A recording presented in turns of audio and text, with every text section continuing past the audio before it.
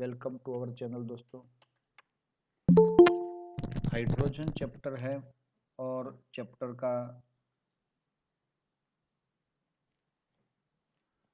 का जो पार्ट है पहला वाला, उसके अंदर हम देख रहे हैं। चलो दोस्तों, हम जनरल बातें करेंगे। जो चीज आप पढ़ना चाहते हो उसके बारे में आप लोग क्या जानते हो, हाइड्रोजन के बारे में कितना कुछ जानते हो। और एक चीज ये है कि सर ये अकेला हाइड्रोजन का चैप्टर ये लोग क्यों लाए इधर। तो हमने वो चैप्टर देखा था शायद, classification of element chapter number 3, जिसके अंदर हमने पूरा पीरियोडिक टेबल का अभ्यास किया था। वो पीरियोडिक टेबल के अंदर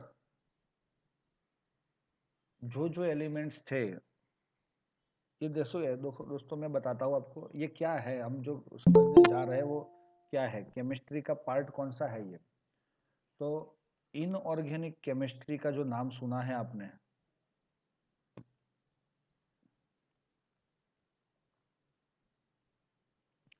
उसी में ही आपका ये क्लासिफिकेशन, दूसरा आएगा हाइड्रोजन, तीसरा आएगा पी एस ब्लॉक एलिमेंट, चौथा आएगा पी ब्लॉक एलिमेंट और पांचवा आएगा डी ब्लॉक एलिमेंट। दोस्तों इतनी सारी चीजें आपको पढ़नी है इनऑर्गेनिक केमिस्ट्री में, जिसमें से सिर्फ आपने एक ही टॉपिक पढ़ा है, classification of element and it's periodicity, है ना। तो इन प्रॉपर्टी, तो ये जो चैप्टर पढ़ लिया है उसके अकॉर्डिंग हम ऐसा मान सकते हैं कि you know something about periodic table, है ना। देखो तो हम ट्राई करते हैं आपको थोड़ा सा वो हाईलाइट देने का कि भाई पीरियोडिक टेबल के बारे में आप लोग क्या क्या जानते हो। वो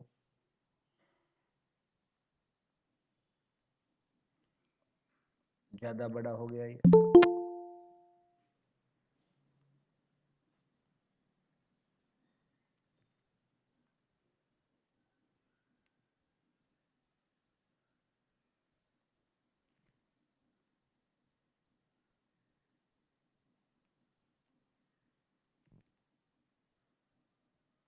मेरे पास स्केल नहीं है इसीलिए थोड़ा सा लाइन ऐसा वैसा आएगा, तो आड़ा आड़ा आएगा। चलो आ गया। अब देखो इधर हम इसको क्या करते हैं, डिवाइड करते हैं किस में सर। अच्छा एक बात तो भूल गए हम, यस, पूरा पीरियोडिक टेबल अगर आप सिस्टमेटिकली समझोगे, और दूसरी चीज आपको ये पूरा पीरियोडिक टेबल याद भी रखना है। समझ लिया आपने। आपको कभी कभी कुछ बच्चों को क्वेश्चन भी होगा कि भाई सर हमारा जो आगे वाला चैप्टर था रेडॉक्स वाला, वो भी तो इनऑर्गेनिक ही था, है ना। वो भी सही है, बिल्कुल सही है दोस्तों, वो इनऑर्गेनिक का ही टॉपिक है। लेकिन केमिस्ट्री के अंदर एक दूसरा भी पार्ट होता है, इलेक्ट्रोकेमिस्ट्री। कैसा, एक टाइप से इलेक्ट्रोकेमिस्ट्री, तो केमिस्ट्री ऑफ इलेक्ट्रॉन्स, वो उसके अंदर हम उसको डाल सकते हैं। समझ में आया। तो ऐसे ही ये हमारा कौन हो गया, पीरियोडिक टेबल। तो दोस्तों पीरियोडिक टेबल के अंदर हम ब्लॉक्स डिवाइड करते हैं। ये अलग पेन से इसीलिए किया कि आपके 4 ब्लॉक आपके सामने विजुलाइज हो सके इजीली, आप देख सको उनको। तो चलो ये कौन है, लेफ्ट साइड वाला जो है वो दोस्तों एस ब्लॉक है, राइट साइड वाला है वो पी ब्लॉक है, और बीच वाला है वो डी ब्लॉक है। समझ में आ रहे हो। और नीचे वाला है वो एफ ब्लॉक है। दोस्तों आपने ये ब्लॉक के अकॉर्डिंग एलिमेंट को डिवाइड किए हैं और उसके अंदर हम बता देते हैं कि आपके क्या होते हैं, ग्रुप, है ना। एस ब्लॉक कितने ग्रुप से बना है, 1 एंड 2। चलो डी ब्लॉक 1 2 3 4 5 6 7 8 9 10। तो देखो ऐसा क्यों होता है, हमने बताया था, राइट साइड देखना दोस्तों, ये एस ऑर्बिटल है, यस और नॉट। एस ऑर्बिटल के अंदर हम कितने इलेक्ट्रॉन डाल सकते हैं मैक्सिमम, सर 2 डाल सकते हैं। इसीलिए एस ब्लॉक के पास 2 ग्रुप्स है। ओके, पी की बात करेंगे तो पी के 3 सब ऑर्बिटल थे, P X, P Y and P Z. तो इसके अंदर हम 6 इलेक्ट्रॉन डाल सकते हैं, 1 2 3 4 5 6। तो उसके अंदर 6 ग्रुप्स होते हैं, जैसे कि हम दिखा रहे हैं, 1 2 3 4 5 और 6। ये थोड़ा सा समझ लेना है ना। चलो, और डी के अंदर हमारी 5 और सब ऑर्बिटल्स होते हैं, D X Y, D Y Z, D Z X, D X square minus Y square and D Z square. Total 10 electron. तो इसमें 10 ग्रुप होते हैं, समझ में आया। देखो 3 4 5 6 7 8 9 10 11 and 12। Group 3 to 12 are considered in a D block, 13 14 15 16 17 and 18। तो इतने ग्रुप हमारे होते हैं दोस्तों। ओके, अब पीरियड्स की बात करें तो हमें एक पीरियड तो सबसे पहले होता ही है। ये कितने पीरियड्स हुए, 1 2 और ये 3 और ये 4 और ये 5 एंड 6। कितने पीरियड्स होते हैं, 7 होते हैं। पीरियड्स कितने होते हैं दोस्तों, तो 7 पीरियड होते हैं। सर तो 7th किधर गया, तो आपका इधर हाइड्रोजन था और 18 ग्रुप में कौन था, हीलियम। याद आया आपको। तो ये फर्स्ट पीरियड है, ये second, third, fourth, fifth, 6 and 7। तो इससे आपको इतना पता चल जाता है कि इसके अंदर, किसके अंदर, यस, पीरियोडिक टेबल के अंदर 7 ग्रुप है और 18 ग्रुप है और 7 पीरियड्स होते हैं। Number of element present in this group period, तो पहले पीरियड में 2, दूसरे में 8, तीसरे में 8, 18, 18, 32 एंड 32। तो बच्चों आपको ये सब चीज तो याद होगी ना। हम पहले ये चैप्टर के अंदर क्या पढ़ेंगे दोस्तों, एस ब्लॉक में सिर्फ, सॉरी, हाइड्रोजन वाला ये जो पहला element of periodic table, entry gate है ये। जैसे कि हमारा ये कॉलोनी बना रहे हैं एक ग्राउंड में, तो हमने पूरा अरेंजमेंट किया है, तो सबसे पहले सिक्योरिटी केबिन आती है और वही सिक्योरिटी केबिन किसकी है, हाइड्रोजन की है। तो हम सबसे पहले हाइड्रोजन की बात करेंगे पूरे एक चैप्टर में, समझ लेना। और आगे जाएंगे तो उसके बाद आएगा एस ब्लॉक, मतलब ये 1 एंड 2 ग्रुप को हम इसके बाद वाले चैप्टर में पढ़ेंगे। हाँ, और यहाँ पे पी ब्लॉक में हमें 13 एंड 14 ग्रुप पढ़ने हैं इसमें, 11th में, समझ लेना। ये सारी चीज 11th में है। फिर यहाँ पे क्या आएगा 12th में, 15 16 17 एंड 18 एंड डी ब्लॉक पूरा, वो कहाँ पे आएगा, 12th में। समझ में आया। तो इतना तक हमें सफ़र साथ में कंप्लीट करना है। तो यहाँ पे हाइड्रोजन यहाँ पे है, उसका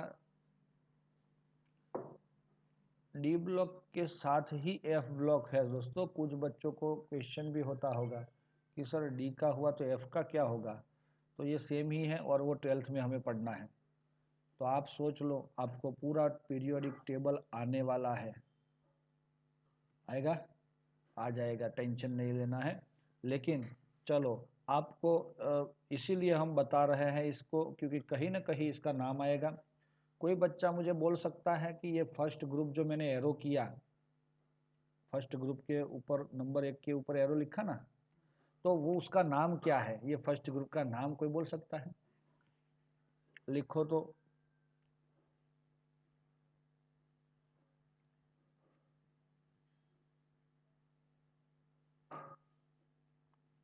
very good, it's alkali metals.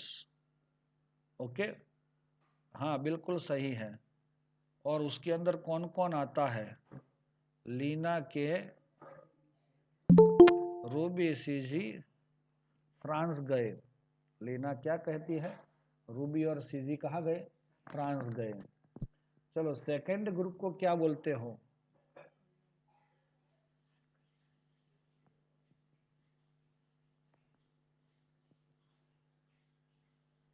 Yes, इसको बोला जाता है अल्कलाइन अर्थ मेटल। समझ लो बेटा। मांगे, कार, स्कूटर, बाप, राजी नहीं, रडे, रेडियम होता है। राजी तो कौन होता है इससे? चलो ओके, आगे जा रहे हैं। तो ये होता है, वो आप फ्यूचर में भी हम पढ़ने वाले हैं, लेकिन ज़्यादातर इसकी हम चर्चा नहीं करते, सिर्फ हाइड्रोजन पे फोकस करते हैं। दोस्तों, अर्थ पे सबसे ज़्यादा मिलने वाला एलिमेंट कौन सा है?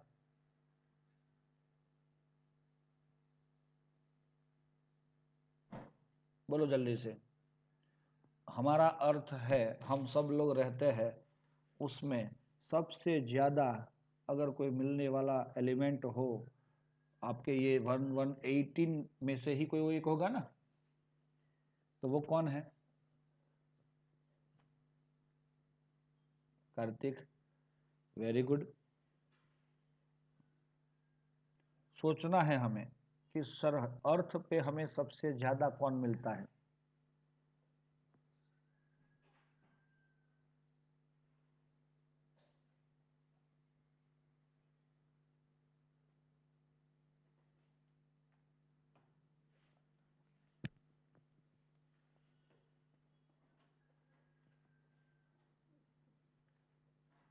नहीं पता भाई? ये तो 10th का क्वेश्चन है, हैं?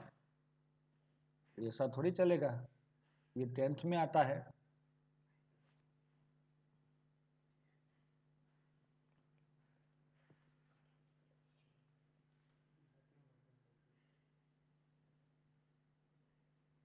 दोस्तों, शायद आप भूल गए हो, लेकिन पूरे अर्थ में,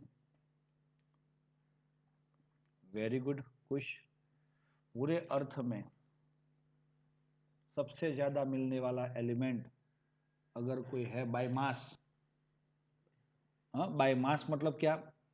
अगर हम मास के अकॉर्डिंग, पूरे अर्थ का मास के अकॉर्डिंग अगर उसको हम सोचेंगे, तो वो कौन हो सकता है? सोचो ना।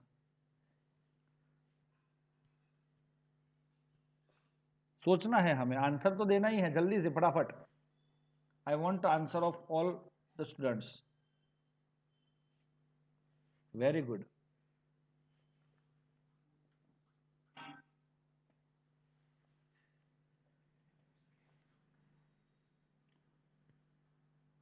दोस्तों, बाकी के कहाँ गए? बाकी के लड्डू खाने गए हैं?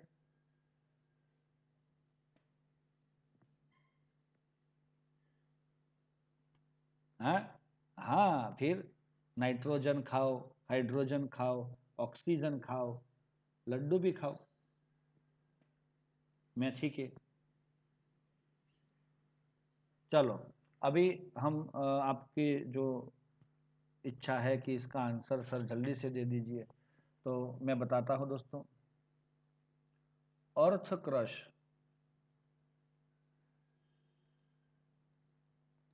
के अंदर सबसे ज्यादा मिलने वाला अगर कोई एलिमेंट है तो वो है अंडा, मतलब ऑक्सीजन।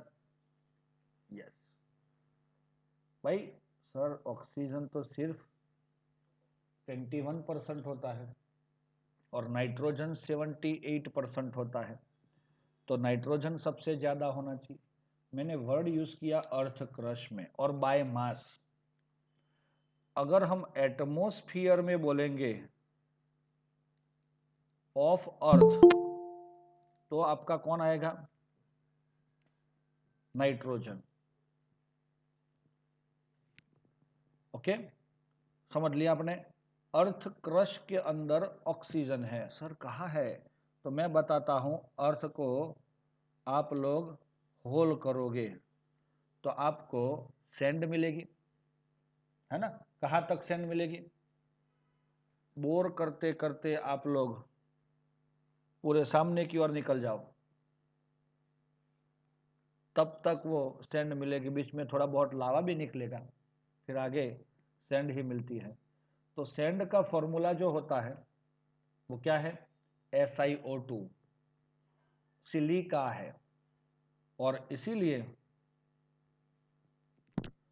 इसीलिए पूरे अर्थ क्रश जो है वो ज्यादातर मैक्सिमम सिलिकॉन एंड ऑक्सीजन का बना है। समझ लिया दोस्तों?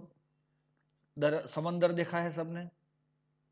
तो इसमें H2O होता है। कितना पानी होता है? हमारे मटके में जितना होता है उतना? हाँ नहीं, इतना सारा पानी है। तो आपको तो पता है कि सर इसका तो मास 2 है लेकिन इसका 16 है।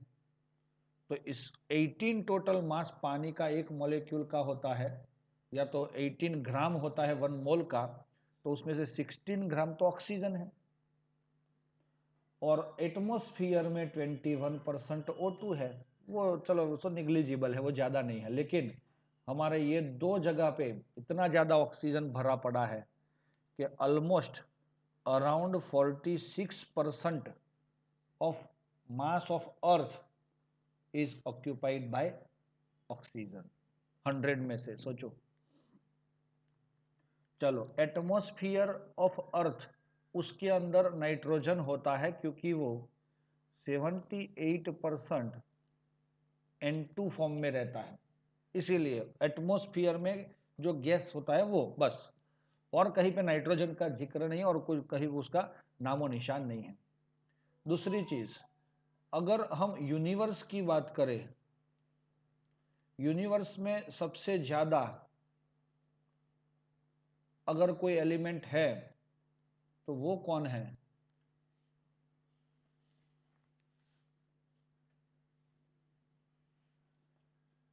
तो that is hydrogen. That is hydrogen. Okay, पूरे यूनिवर्स में, क्योंकि कोई सैटर्न नाम का एक क्या है, प्लेनेट है, देखा है ना आपने फोटो में? यस। तो वो सबसे बड़ा कुछ होता है ना कुछ। तो ऐसे दो ऐसे प्लैनेट्स हैं जिसके ऊपर पूरा हाइड्रोजन का ही लेयर है, जुपिटर भी है। तो ऐसे दो तीन ऐसे प्लैनेट है, सिर्फ उस पे क्या है? हाइड्रोजन ही है। इसीलिए पूरे यूनिवर्स, अगर बाकी का सरफेस में यूनिवर्स में क्या है, तो कुछ भी नहीं है दोस्तों।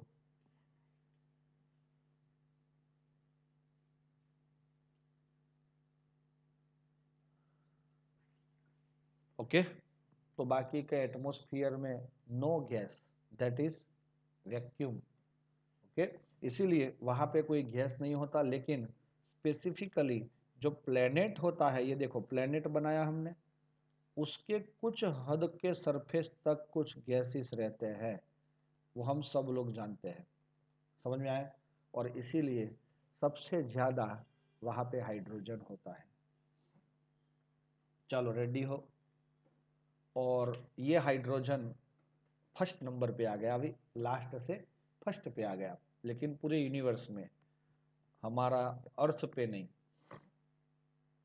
दूसरे नंबर पे सर अर्थ पे कौन है, तो चलो कौन हो सकता है आप लोग एज्यूम करके बताओ। सेकंड नंबर किसका आएगा?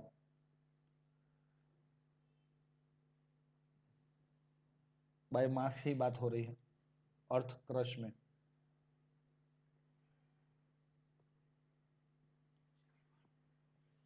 Very good Charmi, it is a silicon, क्योंकि भाई सिलिकॉन ही तो है।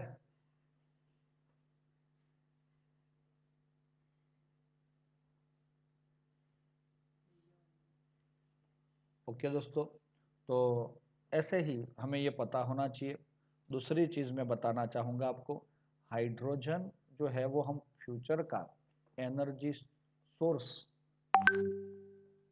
मानते हैं, फ्यूचर का एनर्जी सोर्स।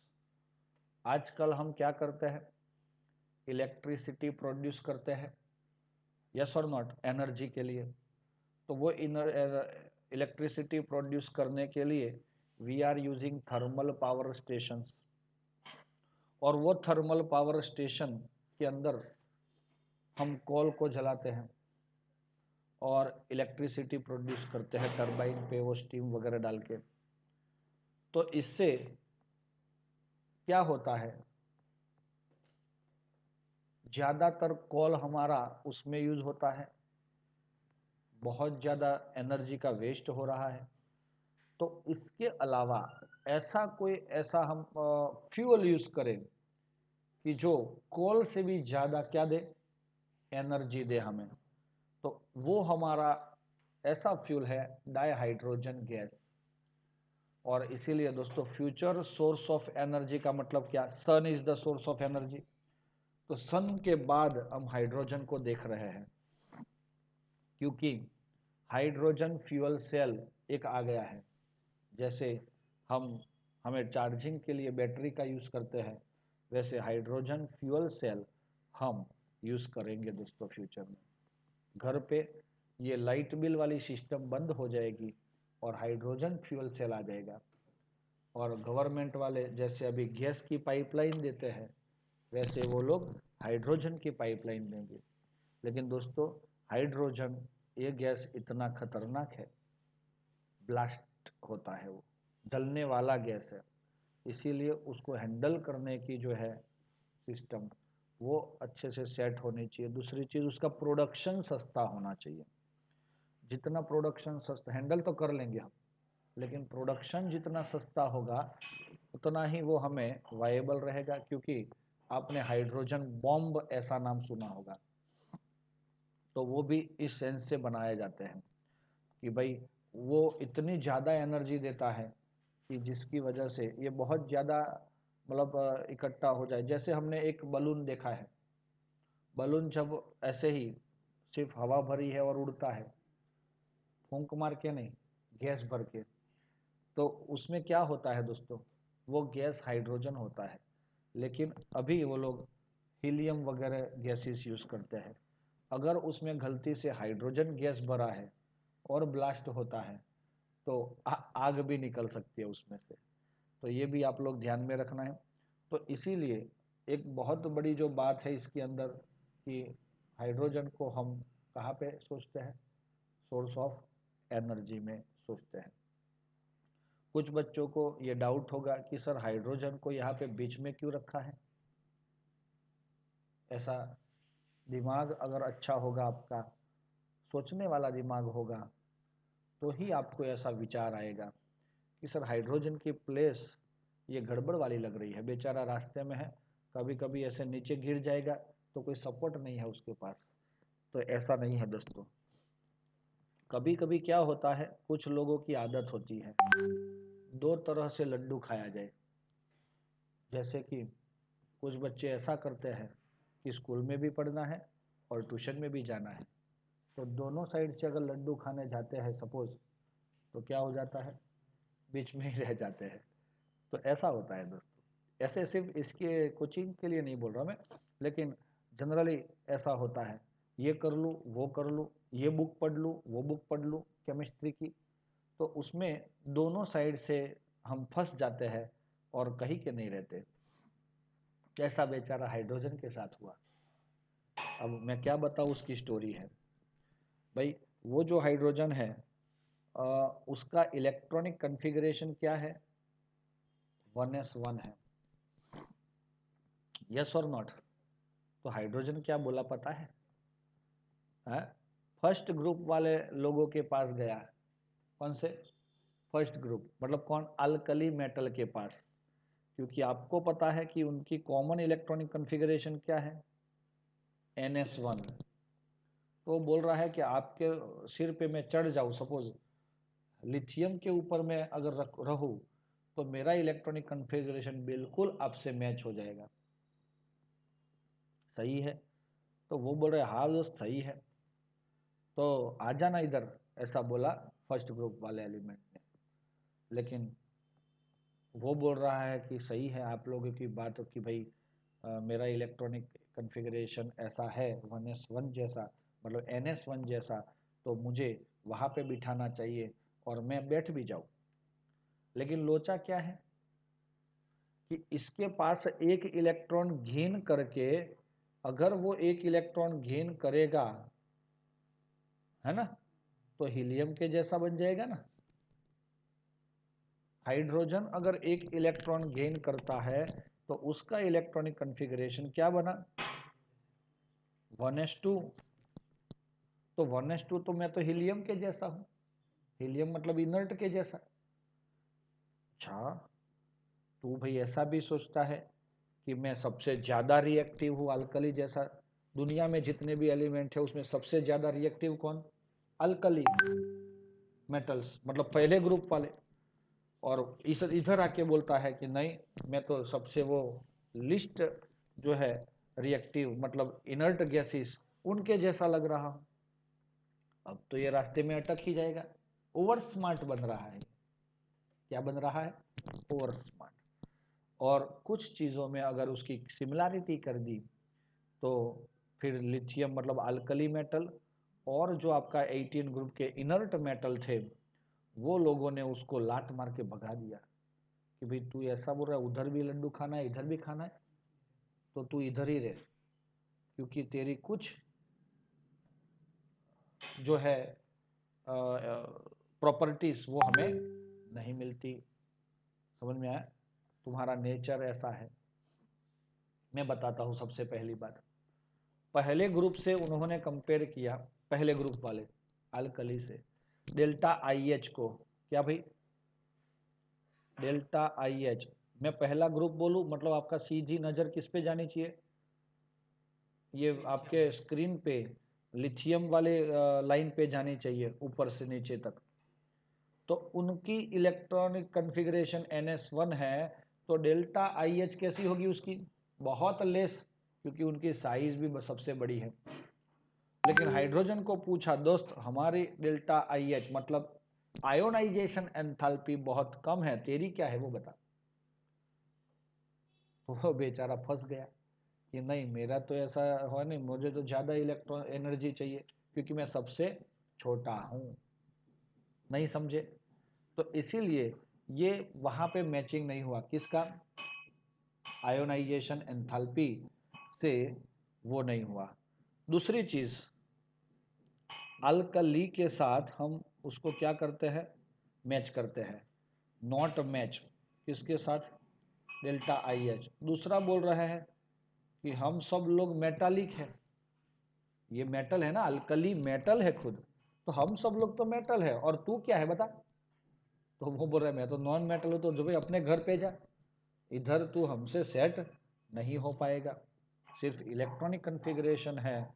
और दूसरी चीज, यस दोनों रिड्यूसिंग एजेंट है, हाइड्रोजन भी दूसरे का रिडक्शन कर सकता है, और ये लिथियम से फ्रांसियम तक के जो इतने भी एलिमेंट्स है, वो भी दूसरों का क्या करते हैं?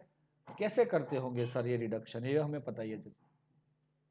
उनकी टेंडेंसी है इलेक्ट्रॉन लूज करने की, तो वो ऑलवेज लूज करते हैं, तो सामने वाले को तो उन्होंने इलेक्ट्रॉन दिया, इसीलिए दे आर रिड्यूसिंग। तो ये सिमिलैरिटी है दोनों की। ये अच्छी बात है कि दोनों सिमिलर है, लेकिन डेल्टा आई एच और मेटालिक ट्रेंड के according that your hydrogen is not match with alkali, MCQ बन जाता है, समझ लेना, हाइड्रोजन और अल्कली का रिलेशन। अब जा रहे हैं हम, वो एसएल उसको भगा दिया उधर से फर्स्ट ग्रुप से, तो वो बेचारा जाने लगा किधर की ओर, इनर्ट मेटल की, inert non gas, inert element की ओर जाने लगा। तो वहां पे गया,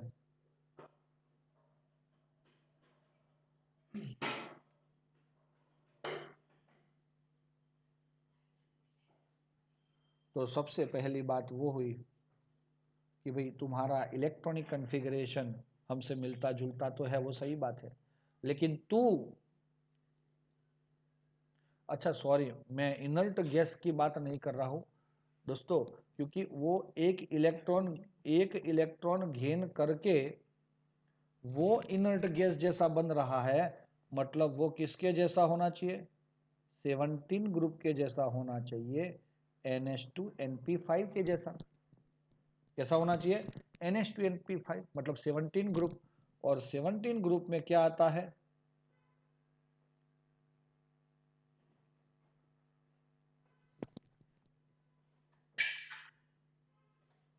ओके। तो ऐसे होते हैं दोस्तों, FCBI, ऐसा बोला था हमने, FCBI, fluorine chlorine bromine and iodine, orderly याद रखना इसको, कुछ भी हो जाए। तो ये यहाँ तक की जो बात है उसमें मैं आपके जैसा उस 17 को ऐसा बोल रहा है, तो उसके अकॉर्डिंग वो बोल रहा है कि भाई बिल्कुल सही है कि तू हमारी तरह एक इलेक्ट्रॉन गेन करके 18 जैसा बन सकता है, लेकिन एक चीज बता, हम ऑक्सीडाइजिंग एजेंट है और तू क्या है, मैं तो रिड्यूसिंग एजेंट हूँ, तो फिर कैसे मैच हो पाएगा दोस्तों हमें, हाँ। दूसरी भी बात है कि वो बोल रहा है कि मैं भी नॉन मेटल हूँ, हाइड्रोजन बोल रहा है, और आप लोग भी नॉन मेटल है, तो ये भी सही बात है कि भाई हम भी ऐसा कर सकते हैं। तो इसीलिए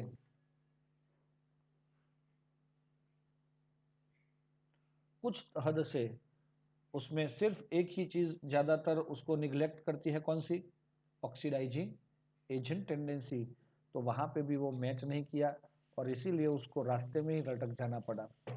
तो दोस्तों ये दो चीज आप लोग ध्यान में रखोगे, एक बार वो पैरा पढ़ोगे तो आपको समझ में आ जाएगा कि भाई कौन सा क्या मिलता है वो।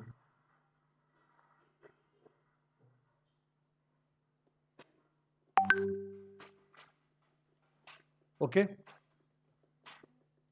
चलो ये टॉपिक आप लोग अच्छे से रीड कर लोगे, इनिशिएशन। सिर्फ ये फर्स्ट वाली जो लाइन है वो मैं बता देता हूँ, hydrogen the most abundant element in the universe, लिखा है पहले वाला, मोस्ट अबंडेंट मतलब सबसे ज्यादा मिलने वाला, and this third most abundant on the surface of the globe, earth पे सबसे ज्यादा मिलने वाला में थर्ड नंबर किसका है, यस हाइड्रोजन है दोस्तों, is being visualized as a major future source of energy, ready, source of energy, clear है ये। अब देखते हैं हम आगे, हाइड्रोजन के बारे में आप सब लोग जानते हो, इसका इलेक्ट्रॉनिक कॉन्फ़िगरेशन 1s1 है। अगर हमने उसको न्यूक्लियस के अराउंड ऐसे देख लिया तो ये इलेक्ट्रॉन हमें मिल जाएगा, यस और not, yes.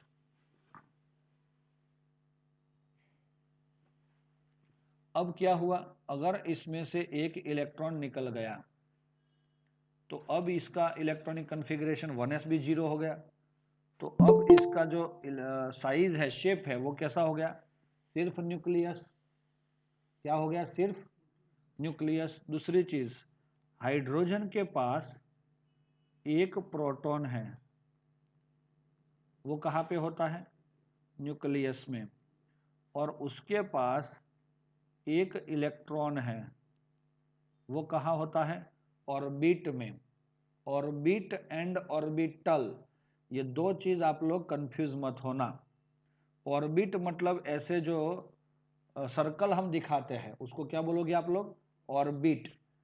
First orbit, second orbit, third orbit. Orbital क्या होता है कि ऑर्बिट के अंदर कुछ स्पेसिफिक ऑर्बिटल होते हैं, SPDF। जैसे इसके अंदर ये पहले वाले में हमने लिखा है 1s, समझ में आया? ऐसा बॉक्स, तो वो है ऑर्बिटल। और वो ऑर्बिटल में कौन बैठता है? इलेक्ट्रॉन। तो ऐसा, अच्छा न्यूट्रॉन कितने होते हैं? तो ये न्यूट्रॉन 0 होते हैं दोस्तों। अब ये H+ बना है दोस्तों, सुनो, तो मुझे बताओ हाइड्रोजन प्लस के पास क्या होता है? अब क्या है, बोलो जल्दी। एक प्रोटॉन है और इलेक्ट्रॉन कितने हैं? 0 इलेक्ट्रॉन। और न्यूट्रॉन 0 है। मतलब H+ is also known as, ये चीज ध्यान में रखना, बहुत अच्छी चीज है। H+ is also known as only proton. इसको वर्ड, उसका नाम ही दे दिया प्रोटॉन, समझ लो। H+ को क्या बोला जाता है? प्रोटॉन। उसकी साइज बहुत छोटी हो गई, आपके बुक में वो दिया हुआ है। Almost size of this is 1.5 into 10⁻³ picometer, है ना? ऑलमोस्ट इतनी साइज होती है, extremely small compare to normal ionic size. Normal जो एटॉमिक साइज होता है 50 टू 200 पिकोमीटर में जाता है, और उससे ये बहुत छोटा हो गया ना। किसी एटम की साइज नॉर्मली इतनी होती है, and exist in free. H+ does not exist free. और इसीलिए हमने ऐसे बताया था कि इसी के लिए तो H+ इतना छोटा है कि वो अकेला रह ही नहीं सकता, अपनी मम्मी के साथ रहता है। तो उसकी मम्मी कौन है? पानी। और उसके साथ बन के वो बाजार में जाता है H3O+ बन के।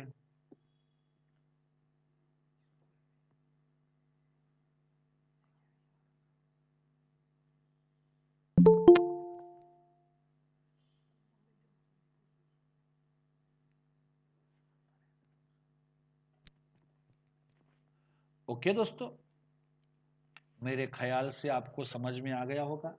ये छोटा है लेकिन मोटा है काम इसका। यूनिवर्स में सबसे ज्यादा बोला ना हमने, तो आपको कुछ पता है वो कितना परसेंटेज वो कवर करता होगा? तो almost in universe it covered, Radhe Radhe, it covered 70% by mass. सोचो, हमारा अर्थ तो एक छोटा सा गोला है, पूरे यूनिवर्स में ऐसे बहुत सारे गोले हैं। वो टोटल मिला के साइंटिस्ट लोगों ने बताया कितने गोले हैं तो उनको भी नहीं पता अभी।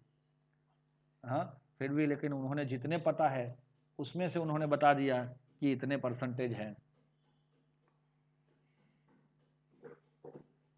ओके दोस्तों, और अर्थ क्रस्ट में कितना है पता है?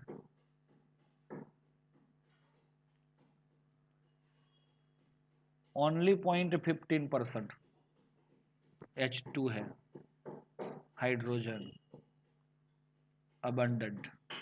समझ में आ रहा है आपको? कार्तिक कार्बन बोल रहा था बेटा तू, तो कार्बन तो बहुत कम है, इतना कम है कि आ, हम सिर्फ ये ऑर्गेनिक, हमारा बॉडी जो है प्लांट वगैरह है वही कार्बन है। हाँ, जो लिविंग थिंग होती है वही, बाकी सब इनऑर्गेनिक है। और क्या हम इतना मान सकते हैं कि जितना अर्थ क्रस्ट है उतना ये सब है लिविंग थिंग्स? नहीं, बहुत कम है, ध्यान में रखना।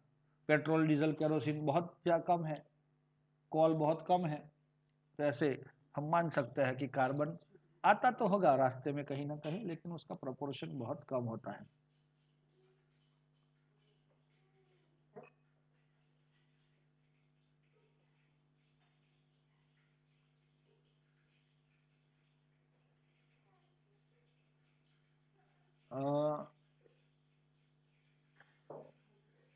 अच्छा, ये इतना अर्थ क्रस्ट में ये इतना नहीं है दोस्तों, 15.4% है।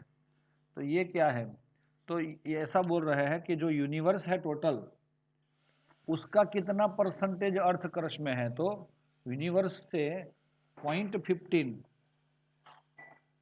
यस, और अर्थ क्रस्ट में हमें 15.4%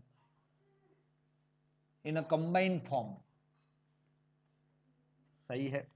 मतलब पानी के अंदर होता है कि नहीं, H2O,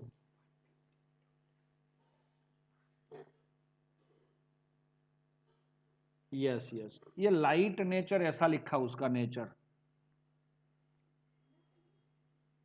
क्या मीनिंग हो जाएगा इसका लाइट नेचर का?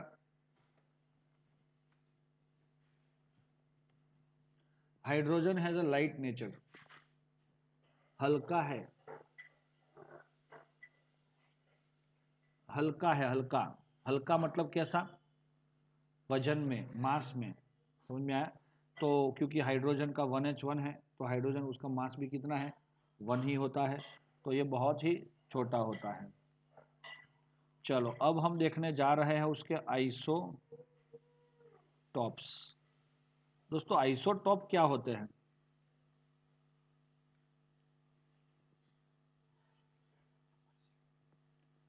दोस्तों इनका घर किधर होगा है? आइसोटॉप का मतलब ये होता है दोस्तों, किसी एक ही घर से,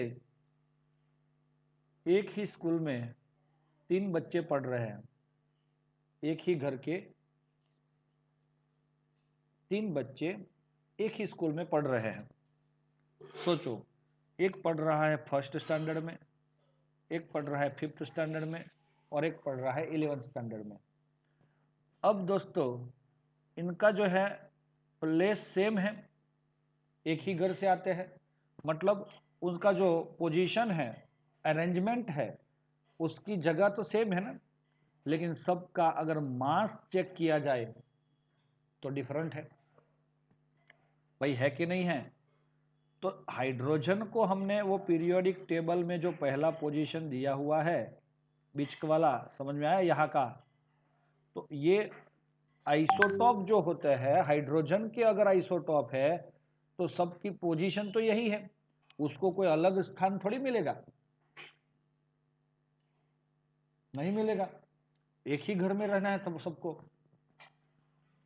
तो ऐसे एलिमेंट, दे कंटेन्स सेम एटॉमिक नंबर, मतलब उसका नंबर सेम है, घर का नंबर सेम है, but different atomic mass, they are called isotope. Are you ready?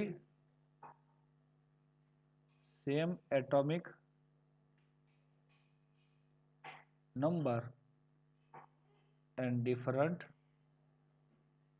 atomic mass.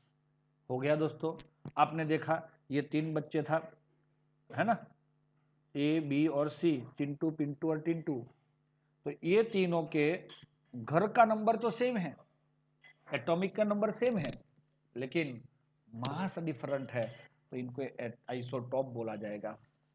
हमारा हाइड्रोजन, वो 3 भाई लोग हैं, समझ में आया? कौन कौन 3, उसको हम देखते हैं। तो इसमें पहला आता है हमारा हाइड्रोजन, कौन आता है? हाइड्रोजन। दूसरा आता है ड्यूटेरियम, और तीसरा आता है ट्रिटियम, समझ में आया? हाइड्रोजन का सिंबल है H, ड्यूटेरियम का सिंबल है D, और ट्रिटियम का सिंबल है कैपिटल T। शायद कहीं पे आपने इनको पढ़ा हो, देखा हो, तो मैं, चलो हाइड्रोजन जो है वो तो हाइड्रोजन है, लेकिन ड्यूटेरियम को क्या बोला जाता है? Deuterium is also known as a heavy hydrogen. क्या है दोस्तों ये? Heavy hydrogen. ऐसा क्यों बोला होगा हैवी हाइड्रोजन? क्योंकि उसका मास ज्यादा है कंपेयर टू, वो कैसे है वो पता चल जाएगा। चलो, ये होता है 1H1। हाइड्रोजन को कैसे लिखते हैं दोस्तों? 1H1। और ड्यूटेरियम को 1H2 और 1D2। समझ में आया? उसको भी सर हाइड्रोजन क्यों लिखा? तो दोस्तों deuterium is one called one kind of hydrogen, लेकिन वो अलग है इसलिए उसका नाम अलग दिया है। और ट्रिटियम को लिखते हैं 1H3 और 1T3। चलो बच्चों, समझ में आया आपको? तो ये हो गया आपका कौन? हाइड्रोजन। अगर इसका टोटल प्रोपोर्शन देखेंगे, तीनों का वैल्यू प्रोपोर्शन कितना मिलता है, तो दोस्तों हमें हाइड्रोजन का जो प्रोपोर्शन है वो 99.985% मिलता है। तो टोटल तीनों मिला के 100% है। तीनों मिला के कितने परसेंट है? 100%। अब हमें सिर्फ हाइड्रोजन कितना मिलता है? आपका रिजल्ट है ये। सोचो अगर आपका इतना रिजल्ट आ गया, क्या करोगे? पूरे पार्टी के अंदर पेंडे बेचोगे? है? नहीं नहीं, ऐसा ज्यादा एक्साइट नहीं होना है, लेकिन लाना है हमें। चलो, अब देखते हैं इसका प्रोपोर्शन कितना है। तो 0.0156%। तो ये भी बहुत कम है। देखो बहुत कम, क्या बचा क्या? वही हाइड्रोजन पूरा ले गया है। ये कम है लेकिन मेजरेबल है। ड्यूटेरियम कम है लेकिन मेजरेबल है। ट्रिटियम तो देखो 10⁻⁻15। अब इसको क्या मेजर करोगे? 0.0000001 इतना परसेंट है ये। तो ये भी परसेंट है, ग्राम ग्राम नहीं है। तो सोचो ये कितना कम होगा। दोस्तों, आपने हैवी वाटर नाम सुना है? हैरी पॉटर तो सुना होगा, लेकिन उसके साथ एक हैवी वाटर भी आता है, वो बनता है आपका D2O। देखो मैं इधर लिखता हूं H2O एंड D2O। H2O को वाटर बोलोगे और D2O को हैवी वाटर बोलोगे। ये हैवी वाटर जो होता है, हार्ड वाटर नहीं है ये। हार्ड वाटर का दूसरा मीनिंग हो जाता है। तो आप लोग सेपरेट करना भाई, हार्ड वाटर क्या है वो। हाँ, अब छोटे छोटे बच्चे थोड़ी हो आप, बड़े हो गए अभी। चलो, अभी और एक चीज है कि इसके अंदर, चलो, नंबर ऑफ प्रोटॉन कितने हैं। तो हाइड्रोजन में 1, प्रोटॉन कितने हैं ड्यूटेरियम में? 1। जितना एटॉमिक नंबर होता है उतने प्रोटॉन हैं। इलेक्ट्रॉन कितने हैं? 1। इलेक्ट्रॉन कितने हैं? 1। और इलेक्ट्रॉन है 1। और यहाँ पे अगर हम देखेंगे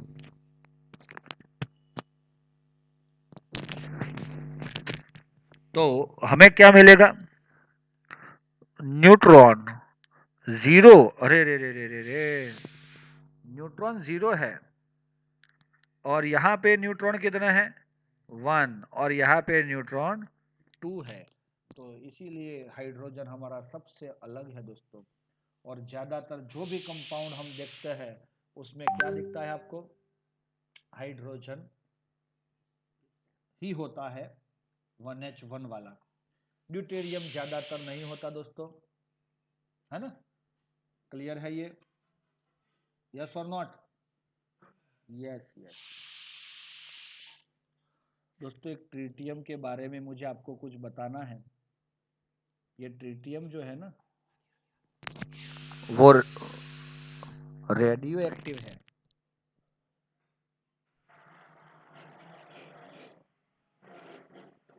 दोस्तों, what is the meaning of radio active? Radio active का मतलब क्या होता है? यस, देखो दोस्तों मैं बताता हूं। अगर ये हमारा ट्रिटियम है तो ये अपने आप में से क्या करता है? यस सर, ये रेडिएशन निकालता है। तो दिखने से अपने आप में से क्या निकलता है? ये रेडिएशन अल्फा, बीटा और gamma radiation are emit from substance object, that object is called a radioactive object। और ऐसा है आपका ट्रिटियम। और जो रेडियो एक्टिव होता है उसका कुछ न कुछ होता है हाफ लाइफ पीरियड। नहीं समझे? क्या होता है हाफ लाइफ पीरियड? का क्या मतलब होता है? उसको बोला जाता है T1/2,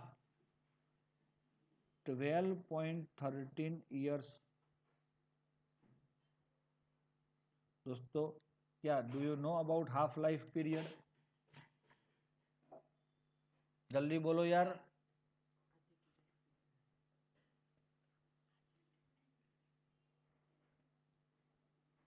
no, very good.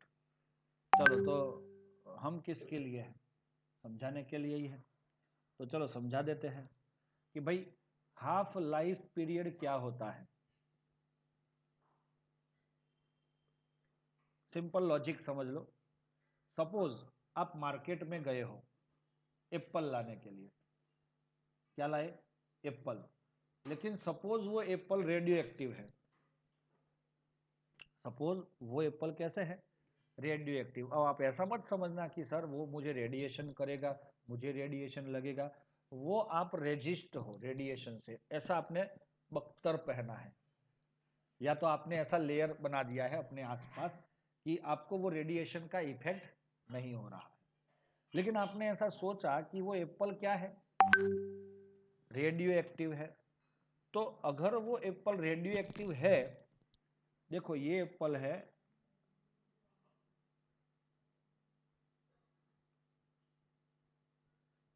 Leaf के साथ देते हैं ये लोग ने। चलो, ये एप्पल रेडियो एक्टिव है तो क्या होगा? रास्ते में आते आते ये क्या होगा? रेडिएशन देता रहेगा। यस और नॉट? और अगर उसका हाफ लाइफ पीरियड, जिसको क्या लिखा जाता है T1/2, T means time, half life आधी लाइफ क्या होती है इसकी? देखो, तो मैं बताता हूं। अगर आप इसका हाफ लाइफ पीरियड 30 मिनट था। सपोज हाफ लाइफ पीरियड कितना था एप्पल का? ये सारी चीज हम एज्यूम कर रहे हैं, ऐसा नहीं है कि एप्पल रेडियो एक्टिव मिलता है। समझ में आया? ऐसा सोचना पड़ता है, हमें इमेजिनेशन करना पड़ता है कि एक रेड कलर का एप्पल, एक नहीं 1 kg एप्पल लाए हो आप, 1 kg। ओके, बैग में भर के लाए हो। आधे घंटे के बाद आप घर पे पहुंचे, शार्प 30 मिनट के बाद आपने दुकान से लिए, मतलब वो लॉरी वाले से लिए 1 kg एप्पल, और बाकी 2-3 काम खत्म करके आपने आधा घंटा निकाल के घर पे पहुंचे। तो आपने देखा कि आपके पास कितने एप्पल बचे हैं? सिर्फ 500 ग्राम। इसका क्या मीनिंग हुआ कि भाई initial proportion become half, that time is called half life time. समझ में आया? हाफ लाइफ टाइम का मतलब क्या होता है? Initial proportion become half. Simple logic. Initial proportion कितना था आपका? 1 kg, और वो आधे घंटा उसका हाफ लाइफ टाइम था, इसीलिए वो कितना हो गया? 500 ग्राम हो गया। चलो सर, हमें आधा ये टाइम पता नहीं था, तो भी घर आते तो इतना ही होता। लेकिन आपने मेजर किया टाइम, तो आपको पता चला कि ये 500 ग्राम हो गया और आधा घंटा हुआ है। तो क्या होगा? ये आपका हाफ लाइफ टाइम क्या होगा? 30 मिनट होगा एप्पल का। ओके। अब दूसरी चीज, बाकी और 30 मिनट आपने रखे उस एप्पल को, तो क्या होगा? तो इसका हाफ लाइफ पीरियड 30 मिनट ही है एप्पल का, समझ लेना। तो वो अपना कार्य तो चालू ही रहेगा, लाइफ टाइम चालू रखता है। तो वो वापस कितना होगा, 250 ग्राम आफ्टर 30 मिनट। आफ्टर 30 मिनट 125 ग्राम। समझ में आ रहा है कि नहीं? ऐसे करके वो कम होता रहेगा। आपने रेडियो डेटिंग मेथड देखा है? ये कौन सा मेथड है? Radio dating. Birth date decide करना किसकी? पागल लोग। कैसे पता चला आपको कि भाई जो आपके डायनासोर हैं वो इतने सालों पहले हो गए हैं? ये मेथड है रेडियो डेटिंग, कार्बन डेटिंग बोलते हैं उसको। वो मेथड से आपको पता चला कि भाई क्या होता है उसमें, उनका साल इतना ईयर्स वो पुराना है। कोई आपको कास्ट मिलता है बहुत पुराना, लकड़ा है या तो पत्थर है ऐसा, तो उसकी भी आयुष्य, मतलब उसका भी एज आप डिसाइड कर सकते हो कितना पुराना है। वो कैसे? तो कार्बन डेटिंग मेथड है। तो वो कौन सा मेथड है सर? तो मैं कार्बन को बताऊं तो कार्बन के भी तीन भाई, C12, C13 एंड C14। दोस्तों ये हम जो यूज करते हैं कार्बन डाइऑक्साइड बनाने में, निकालने में, ग्लूकोज वगैरह में C12 होता है, लेकिन रेडियो एक्टिव जो है वो कौन है? C14। और वो C14 हमारे सबके बॉडी में होता है, हाँ आज भी है। तो उसका प्रोपोर्शन, हम जी रहे हैं, जिंदा है तो फिक्स रहता है, लेकिन जब हम मर जाते हैं तो ये धीरे धीरे क्या होता है, हमारे बॉडी में से एमिट होता है, निकलता रहता है रेडिएशन के फॉर्म में। और इसीलिए जो हार्ड पिंजर होता है, किसी का स्केलेटल मिलता है, किसी का ओरिजिनल है, तो उसके अंदर क्या चेक किया जाता है, कितना कार्बन बचा है, उसके अकॉर्डिंग हम उसकी एज डिसाइड करते हैं। एक स्पेसिफिक फॉर्मूला आता है, आप 12th में पढ़ोगे। लेकिन इसका अराउंड ऑलमोस्ट जो T1/2 है वो कितना है पता है आपको? ओनली 5000 ईयर्स, बहुत कम है। 500 पेटी चली जाएगी हमारी तभी आएगा। समझ में आया? तो ये जो है वो ऐसा चलता है। तो तब ये आधा होगा, मतलब तो एप्पल तो तुरंत आधा हो गया, लेकिन ये उतने साइज, ये सारी चीज आपने देखा, डायनासोर है या तो किसी भी कास्ट है, उसकी एज डिसाइड करने के लिए हम ये यूज करते हैं। हम कहाँ से कहाँ गए? तो ये रेडियो एक्टिव है, वो वर्ड समझाया मैंने, उसके अंदर ही ये था। रेडी क्लियर है दोस्तों?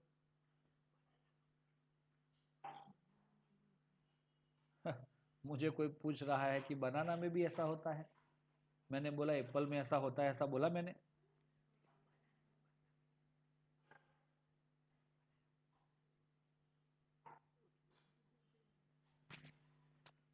चलो भाई, मैं आपको पूछ रहा हूँ क्या बनाना भी ऐसा होता होगा? अगर हम सोच रहे हैं, हमारे दिमाग से इमेजिनेशन कर रहे हैं, तो बनाना भी होता है।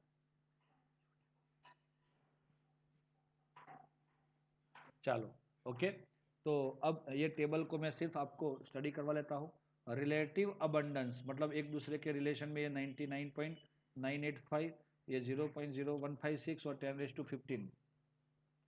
रिलेटिव एटॉमिक मास 1.0, 2.0 एंड 3, ये तो पता है ना। बॉइलिंग पॉइंट इंक्रीज, क्योंकि मास बढ़ रहा है तो बॉइलिंग पॉइंट बढ़ेगा। डेंसिटी ऑल्सो इंक्रीज, सब इंक्रीज हो रहा है दोस्तों। देखो सिर्फ क्या डिक्रीज हो रहा है? Energy of dissociation, bond dissociation, मतलब ये आपका हाइड्रोजन H2 बनेगा, तो ये क्या बनेगा? D2। समझ में आया? तो जब बॉन्ड ब्रेक होता है तो उसके लिए किसकी एनर्जी ज़्यादा चाहिए? D2 की। फिर इंटर न्यूक्लियर डिस्टेंस दोनों का सेम है, देखो क्योंकि इलेक्ट्रॉन सेम है। आयोनाइजेशन एंथैल्पी सिर्फ हाइड्रोजन की दी है, उसकी नहीं दी। और गेन एंथैल्पी भी हाइड्रोजन की ही है। कोवेलेंट रेडियस हाइड्रोजन का है, बहुत छोटा है। और आयोनिक रेडियस ऑल्सो, लेकिन आयोनिक रेडियस सर कम होना चाहिए, तो बढ़ा क्यों?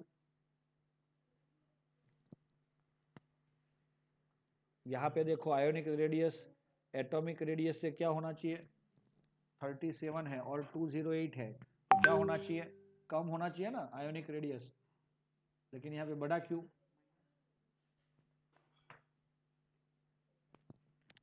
क्योंकि ये H माइनस है, देखो उसने इलेक्ट्रॉन गेन किया, इसीलिए उसका रेडियस बढ़ा। ओके, तो दोस्तों समझ में आ रहा है आपको? अब आपको एक क्वेश्चन होगा और एक क्वेश्चन पे क्वेश्चन होते रहते हैं आपके दिमाग में, मुझे पता है कि भाई रिएक्टिविटी कैसी है। मैंने अभी ये बताया कि H2O बनता है, उसके जैसा ही D2O बनता है, तो आप क्या बोलोगे? हाइड्रोजन और ड्यूटेरियम की रिएक्टिविटी सेम होती है, क्योंकि केमिकल रिएक्टिविटी जो होती है it is depend on number of electron, और इलेक्ट्रॉन सेम है ना, तो केमिकल रिएक्टिविटी भी सेम है। सिर्फ फिजिकल चेंजेस होते हैं, फिजिकल में बॉइलिंग पॉइंट, मेल्टिंग पॉइंट वो सब अलग अलग होता है, लेकिन chemical property is same for hydrogen, deuterium and tritium. Are you ready दोस्तों?